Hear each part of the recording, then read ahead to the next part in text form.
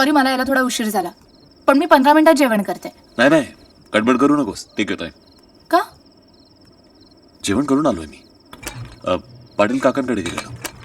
पाटील काकांकडे? का? त्यांना काहीतरी मदत पाहिजे होती म्हणून गेलेलो. हम्म, छान कपल आहे ना, I mean they very cool. हा, पण त्यांना मुलबाळ नाहीत का? आहे ना, पण तो तिकडे असतो, अमेरिकेत. का?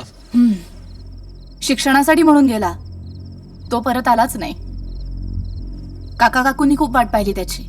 सुरुवातीला पत्र यायची, पैसे पाठवून द्या, पुढचं शिकायचंय. एक दिवस पत्र आलं की ग्रीन कार्ड मिळतंय, लग्न करतोय, जमत असेल तर या.